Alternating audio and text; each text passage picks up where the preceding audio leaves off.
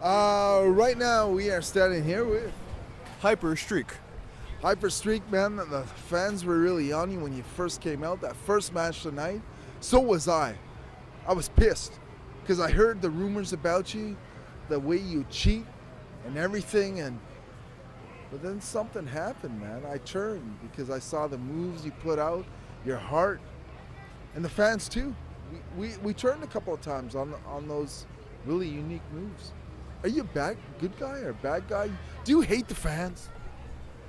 I do not hate the fans. I don't really have a whole lot of hate for nobody, honestly, especially not here in good old Canada, some of the nicest people on earth. So it's kind of hard to hate anybody, you know what I mean? And when I came out, the people gave me such a warm reception, especially for my first time being in Vancouver, my first time being in Canada. So it was just really great to have that happen.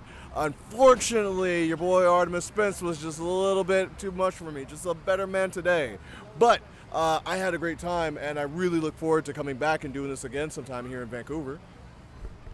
Man, Artemis Spencer threw you into the porta parties, man. Yeah. Were you pissed when you did? I was pissed. I just didn't get shit on, so that's really cool.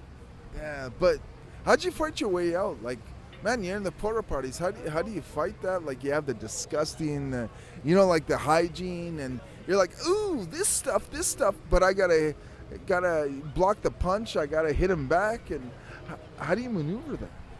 Very carefully. For the most part, you don't want to catch anything, but at the same time, you're also not trying to catch any elbows or punches to the face.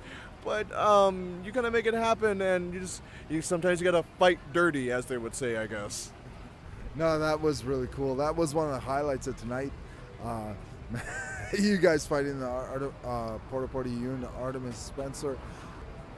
I think you came out as a heel, and Artemis Spencer was the face.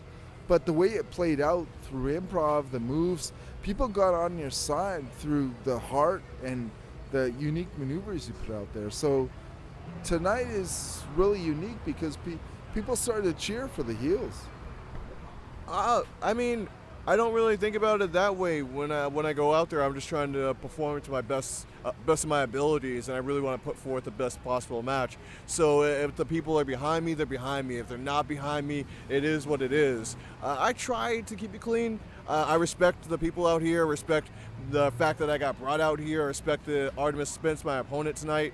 But like I said, I really just I'm more focused about me, and I'm very confident in my abilities. I've trained all over America. I've trained in China. I've trained in Mexico. I've trained and wrestled all over the UK and a little bit into Europe. So I feel like I am good enough to come out here, take on somebody as incredible as Artemis Spence, and on my own ability, my own merit, with my heart, that I can go out and have an incredible match and beat him. Even though today I did not beat Artemis Spence. I didn't beat him. But maybe tomorrow, because there's always tomorrow. There is always tomorrow. And you came close, and you put on a good show, man. You had some good moves that you put out there. I was just wondering, from an artistic perspective, a lot of artists here. This was a great show, close to Commercial Drive. Does the mask help you disassociate more from yourself and get more into your character?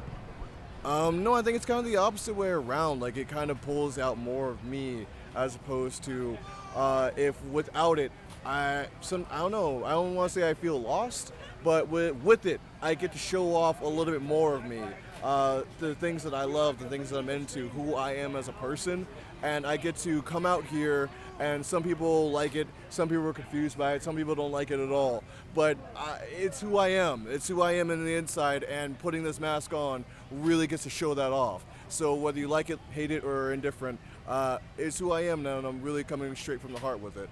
But performing in Vancouver, what's so unique about this place compared, something that stands out compared to performing in other venues, other regions of North America and other places?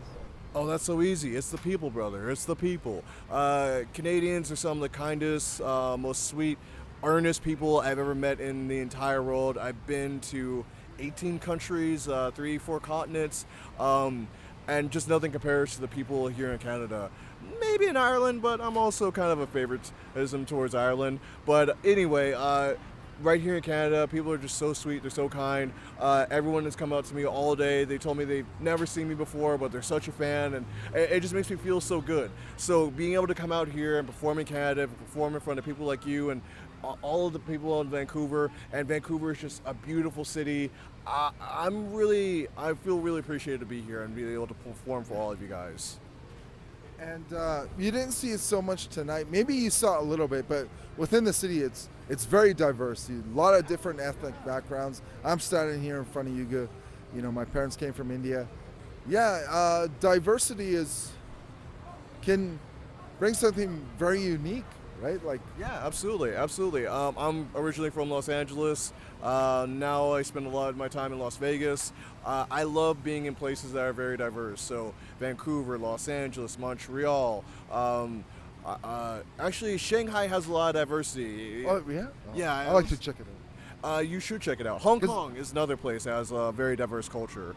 But right here in Vancouver, I just love the diversity. And like when you have such a melting pot of people, you have so much differences and everyone comes together. It just really shows that no matter where you come from, no matter who you are, like deep down the base, I really honestly believe that most human beings on this planet really just want the same things. And it's to be happy, safe, healthy, and occasionally help somebody else out.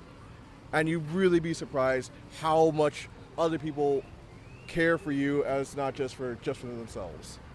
Oh yeah, that's for sure. Yeah, I go to India once a year.